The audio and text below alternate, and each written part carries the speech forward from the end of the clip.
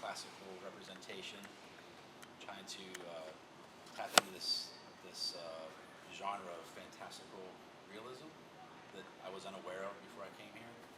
So I'm trying to do things like talk about the war between the physical and the mental when you're sick. This piece here, this is one of my favorites, where when you have a disease, you can't escape yourself, and no matter what, you can't just go to sleep and wake up and it's gone. So you're stuck inside of yourself, carrying the burden of disease, and that has moved into this being my final thesis here, where I don't really want to talk about disease, but I feel like I'm talking more about what it means to be less than human. When I was sick, I sometimes felt like I was becoming a monster from being isolated, frustration, and having hopelessness. You feel like this kind of metamorphosis kind of take over you, that you don't feel like a human anymore. And so these pieces are more about what does it look like to be less than human. And what I'm going to do for my thesis is I'm going to use these two pieces. These two are just kind of experimental. These two pieces I'll build off of, and I'll probably add 3 or 4 more of this scale, and they're going to be in a kind of procession, like a parade. And that's where I am.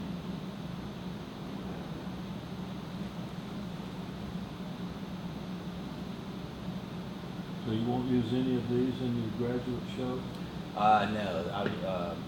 For the thesis, I have to make it all new. So this was used for my midway show, and I see. There's like a requirement. Right. That you have all new pieces. Yes. Yeah.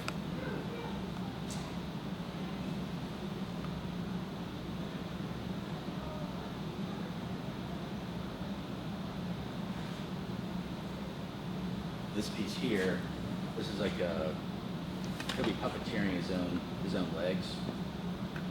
So when they're cast, I'll have like some type of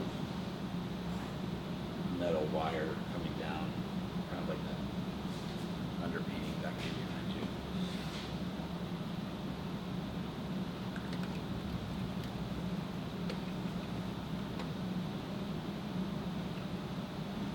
You're gonna pull molds and cast them in bronze? I would love to do bronze. That's what got me here, but for cost reasons, I'll probably do it in a polymer. These are cast in, it's called Forton MG. I don't know if you're familiar with it. It's like a modified gypsum and a liquid polymer mix. So I'll either do that same thing with these, or something else, polymer resin or something. Is that like a hydrostone or something? A little bit stronger than hydrostone. Yeah. Hydrostone's pretty strong. Pretty strong, yeah.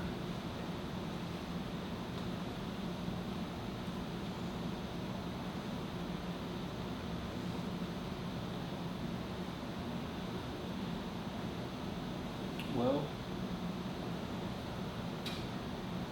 I need to breathe deep here. Sure.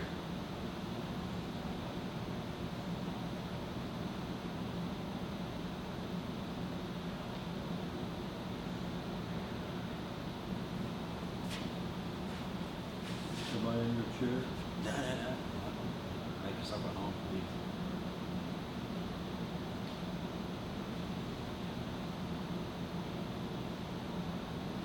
Well, this is the great body of work. I like it. I like this.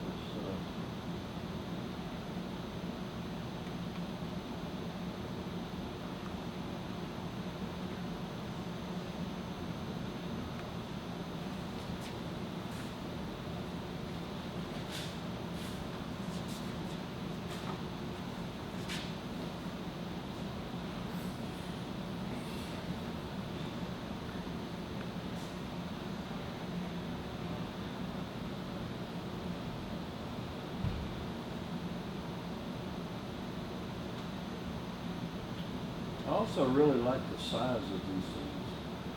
I mean,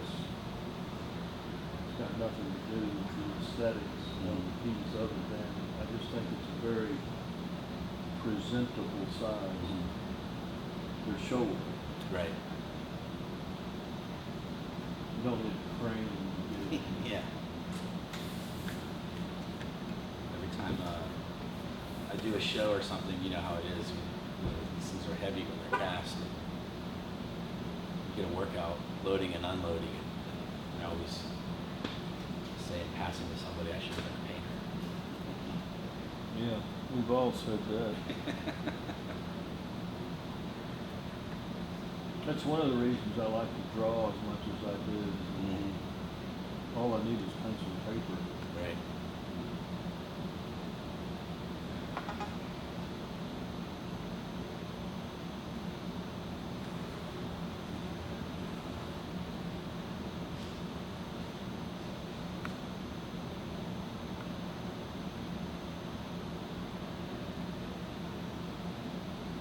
Do you have any criticisms or any questions? Well, I feel obligated to speak of them. You know, that's why I'm here, just to do that. I'm trying to think of what I do like and what I don't like.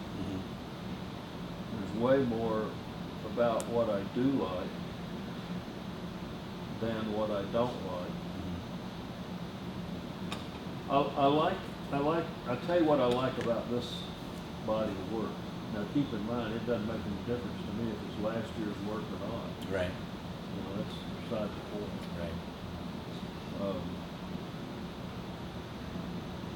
But they do seem by and large to have two elements. One's healthy and one is not. And those two things are trying to compete or meld or fit, however, whatever kind of phraseology you want to use. Right.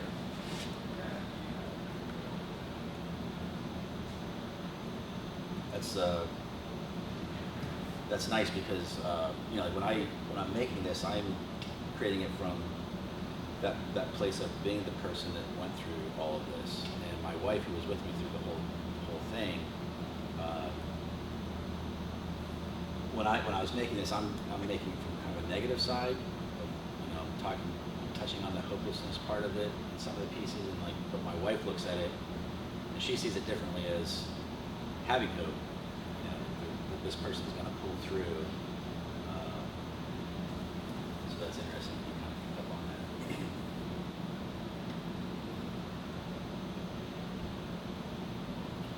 Well, I like paradox. I like kind of looking at the rock and what's under the rock. I like looking at both sides of a coin simultaneously. You know, I would go so far as to say it may be that my religion over the years has really morphed into paradox. That's why I can put sculptures in the show called Rough God. You know, I believe in the concept of a God. I don't know if I can really adhere to the reality of a God. Right. I'm with you. But the concept's pretty good. Right. It's not a bad concept. Right. You know? But accepting the concept as a concept, there's got to be two sides to that coin. There's got to be a rough part and a blessed part. Right. I don't.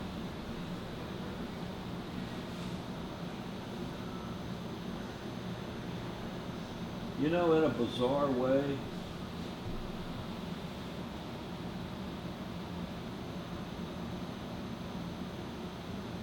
it may be that the physical realities of illness might actually even be easier to deal with, no matter how harsh, than the mental Right. part of it. Right. I mean, my oldest daughter just went through a year of cancer.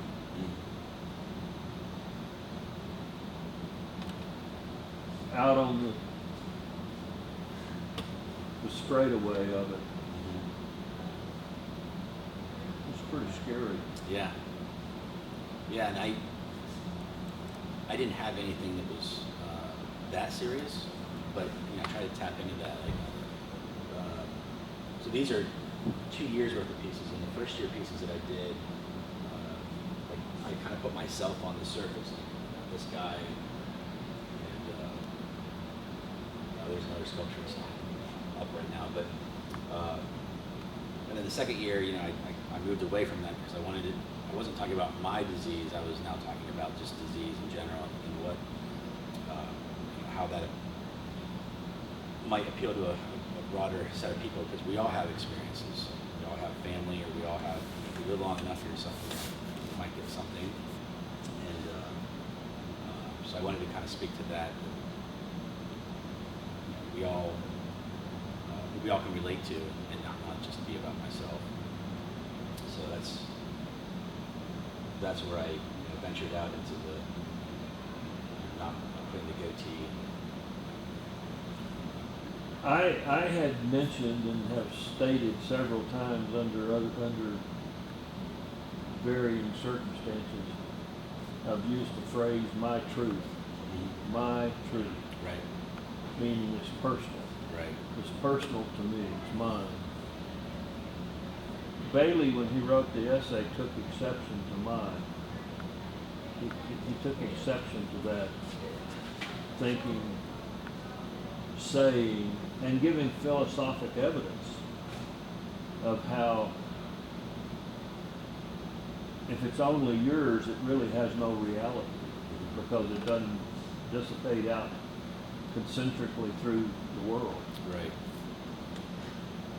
So the idea of speaking of my personal, in this case your personal,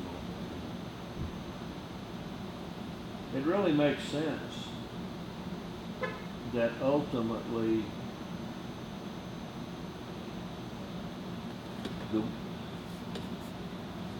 the wave distribution go universal. Because you're not the only person that's had those feelings.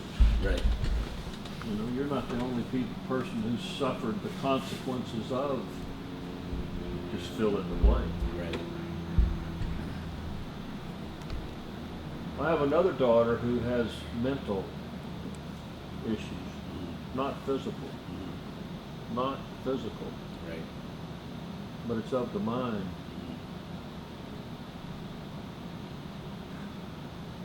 Society has it that if you can say, oh,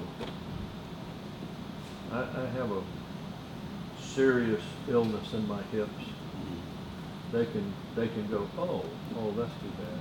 Right. They can accept that. If you say, oh, I have cancer, they can say, oh, I understand. They can accept that. But if you say, hey man, I've just got some real bad, serious mental issues. Right. They go, oh.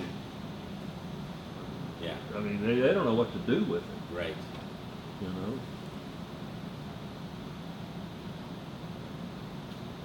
I think this is an incredible direction. Thank you. Because it does come from a personal place. It is felt. You do feel this. It's not something where you are taking on someone else's issue. The origin is personal. Right. It will go and spread across someone else's issues, but it's being dealt with from an inside out world. Right.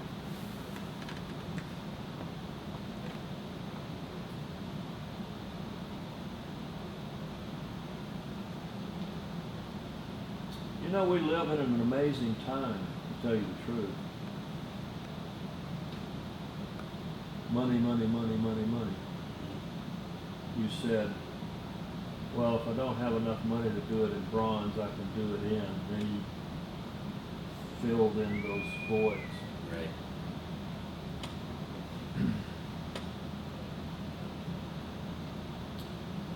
I swear, I have seen art made now in Beijing, Shanghai, that can reproduce a transistor radio 5 foot tall out of pink onyx. Yeah. You know, it's just digitally dealt with. Yeah. You know, Right.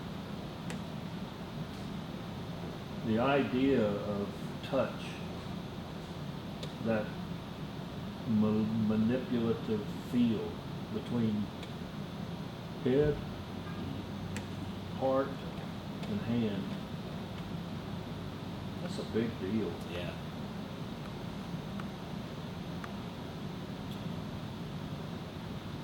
I could see a major exhibition here.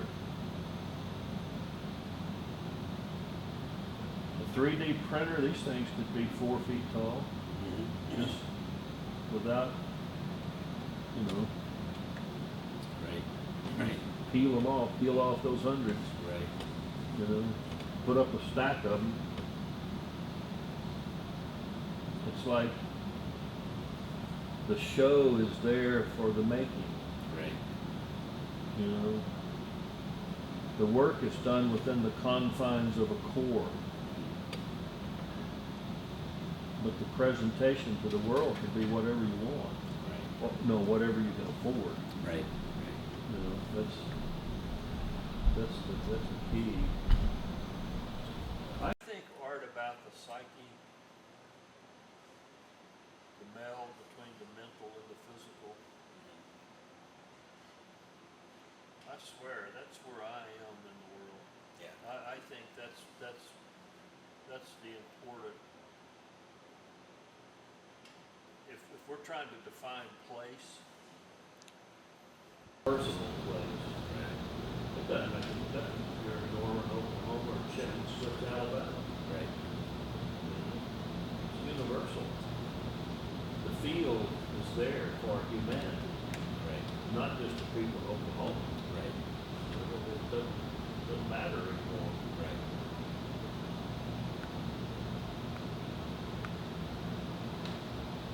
The parade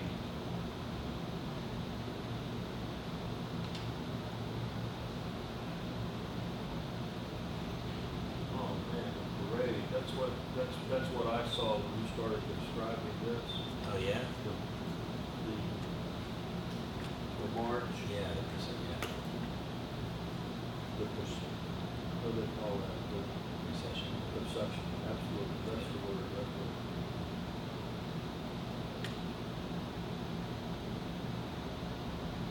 Yeah. So everything we talked about with this, that's what's led to the creation of these, but then touching into this idea of the parade and what the parade means in America. This idea that some have of the degenerative nature of America. It's kind of what we were talking about yesterday with some committee members. Were how do I link this idea of classic Americana to the disease and the degenerative things that are going on in the work. So that's exciting to me. I don't know what the answer is, but that's, I gotta connect those dots for the thesis. As of yesterday, it's very exciting. Got me energetic. To get to this point, yesterday I was working mad hours and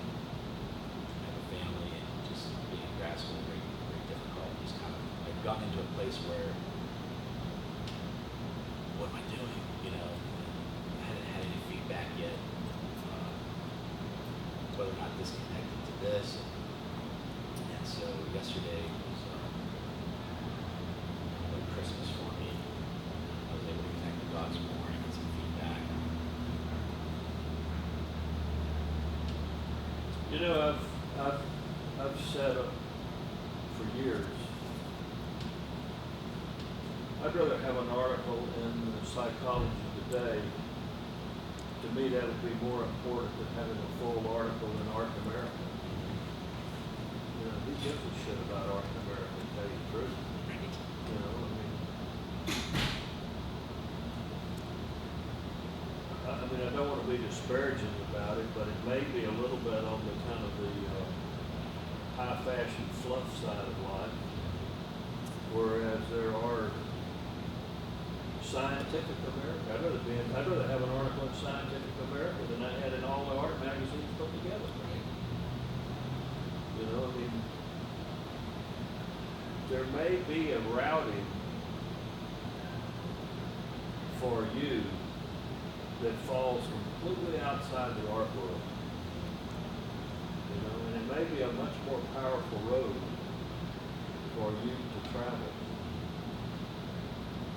I don't know you, so therefore I can't really speak to your beginnings, but it sounds to me as though what got you to the game, so to speak, and I hate to use the word game, Sure.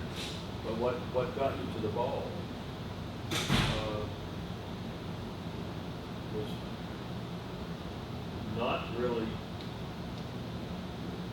art as such. It seems to me like there was a psychological, there was some psychological fuel there that was burning. Right. You know, and that's really the most powerful source of all. Yeah, I was actually just thinking last night, talking to an old friend, that art, for me, and I never really looked at it this way, but it's probably too difficult, too complex to explain it. But in a nutshell, for me, art has been this kind of pursuit of truth.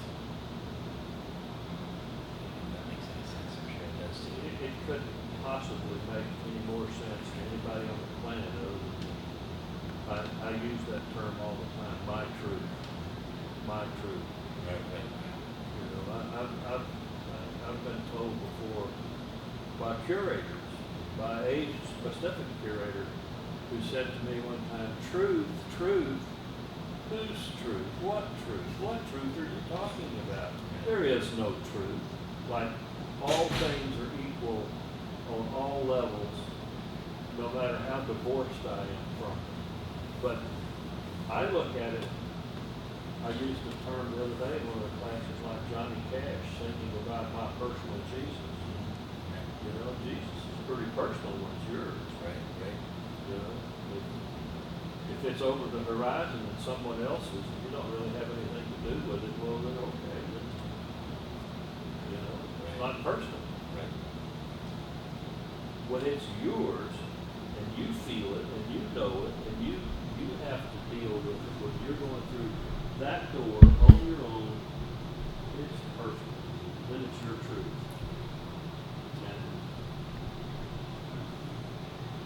And I look at this stuff as having real powerful ramifications for human beings out there. I don't know that we will ever outgrow the need for the human body, and to show the human body in all of its manifestations, psychological and otherwise. I mean, if I'm reading this right, that one character right there kind of prancing his way along, he has a hand grenade head. Man, every surrealist that ever lived could have an association with that. You there was a whole entire strata of Western art that was based around that as a phenomenon. You know, it's a very, very powerful piece. This character over here trying to escape from this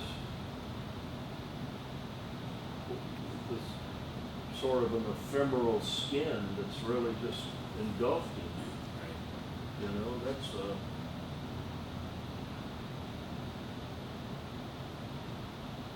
listen, one of the most incredible things that ever happened in my teaching career, I had an ex-Air Force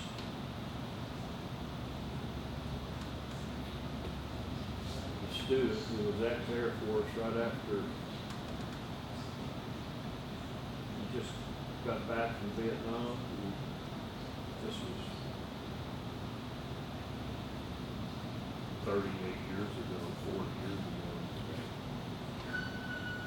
But he made a piece of sculpture where he put a cellophane bag over his head and pulled a mold off of it. Oh, wow. And he had a little way of breathing while he did it. Right. But then he cast this thing, and the day after he finished the cleaning, he killed himself. You know, and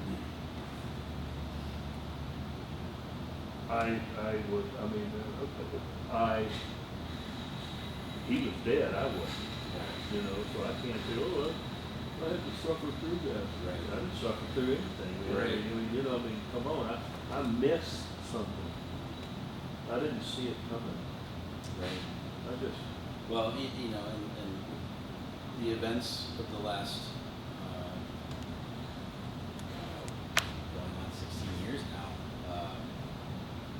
You know, I have friends and relatives, of course, who have been involved with Afghanistan and Iraq, and people that I know who are dealing with post-traumatic stress disorder. And of course, we know the rate at which veterans are killing themselves when they come back. And so it's been pointed out to me how some of this can relate to their experiences. That was not my intent, no, I understand. but to speak to what you're talking about is, yeah, it's an interesting time we live in. Well, that's where I was going with this. I have a new son-in-law. They got married back in July, and they're living in our house. He did several tours, you know, back. And he's been out now 3 years. And in all fairness to him, he's pretty stable. Right. You know, I'm not going to tell you, oh, he's not stable. Yeah, he is. I mean, to be honest with you, I think he's way more stable than I would have thought, just to tell you the truth. Right. And he's a really nice kid. I really like him. But he's got more guns under his bed than I could count. Mm-hmm. You know, all of the residual realities are there. He either really is stable or he just really handles it very, very well. Right. Something, Right. you know. But I don't know but what this is not all applicable to humanity in general. Not just a particularly worn segment. A segment that really has kind of paid overpaid their dues. Right. You know.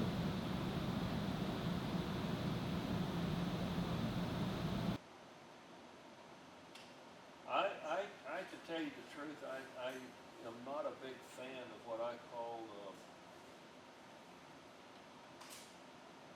pretty.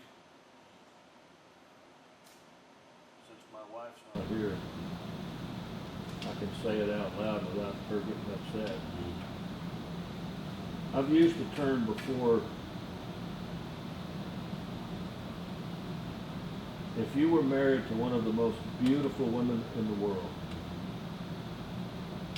and she had a lobotomy, and people said, "Oh, she's beautiful, what does she do?" And you said nothing. She just sits there and looks good. Right. Well, it's not enough. Right. It's not enough just to look good. Looking good, so what? Right. You know? You actually want someone in your life who can speak to you. Right. You know, someone that you can have a meaningful dialogue with. Someone that will take you places you're not capable of getting on your own. Right. You know? Well, I look at art the same way. I just could care less about a painting that hangs on the wall and looks good. If you said, "Art, what do you do?" It will say, "I hang on the wall and look good." Yeah. You know? This is not about just looking good. There's something here that's way, way deeper than that. Certainly the new ones as well. I mean, you are carrying on a line here that's yours. This has your signature on it. That is,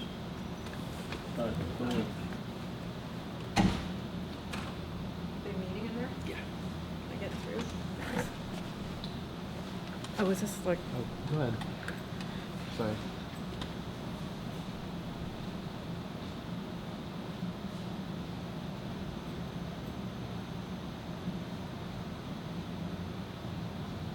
I'll tell you what's tough.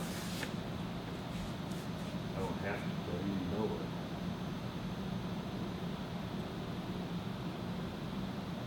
At some point, you have to make a living with this. Right. Now that comes the hard part. Right.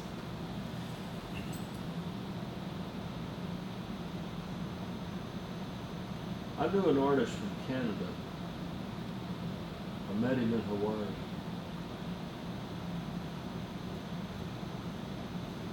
"35 years ago. He was about 5 feet tall. He weighed probably 90 pounds. He had a slight deformity in his physical demeanor. And he made some real tough art. I mean, really, really, really tough art. We were at the beach together, and we were renting some snorkeling stuff. And we were getting some flippers for our feet. And they didn't have any that would fit him because his feet were too little. Right. You know? And the big bosomed tan bunny that was renting the equipment laughed. Kind of, you know, Right. just gave him a little dismissal, you know.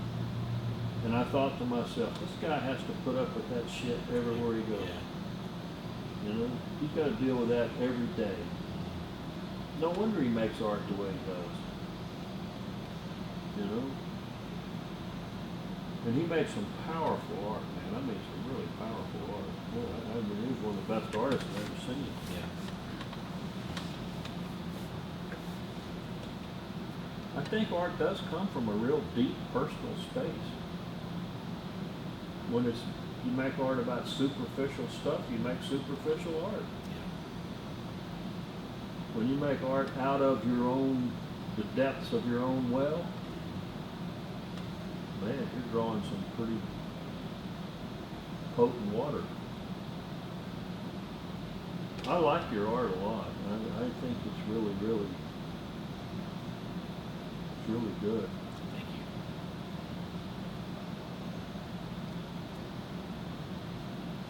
Also know this. There's no market for this. Right. You know? Great. And artists fool themselves all the time because they'll go try to get in a gallery thinking that's going to solve a problem for them. It doesn't solve a problem.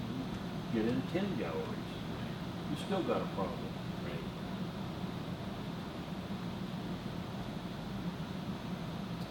You really have to be able to figure out a way to market that completely circumvents all these galleries that's trying to sell a decorative painting. Their buyers are not going to buy this stuff. Right. But that doesn't mean that there's not buyers out there. That doesn't mean there's not, that doesn't mean there's not a support system out there. There is. Right. You know, you just got to tap it, find out where it is. You know, you may be better off having a show in a VA hospital than you are in a gallery. Right. Yeah, that's interesting. When I came here, I was making art, you know, with the idea of how do I sell this, rather than sometimes even begin a piece of art, thinking of, you know, the dollar signs behind it. This stuff, of course, I have the luxury of being in a place, an environment where I have that freedom to experiment. So, you know, these pieces, I didn't make these pieces with the idea of selling, you know, which is new to me. And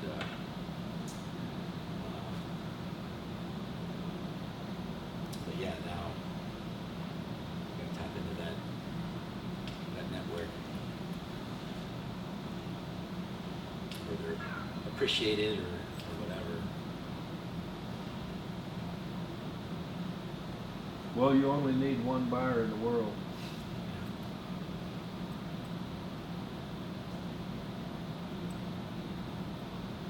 Well, I like your work. I appreciate what you're doing. I'm genuinely impressed with the whole ball of wax. Thank you. I appreciate that a great deal.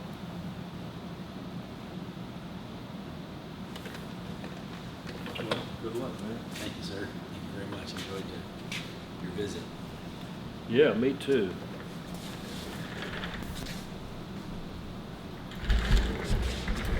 I would love, I don't know how you guys are operating, but I would love to get a copy of Yeah, if you'll write down your email.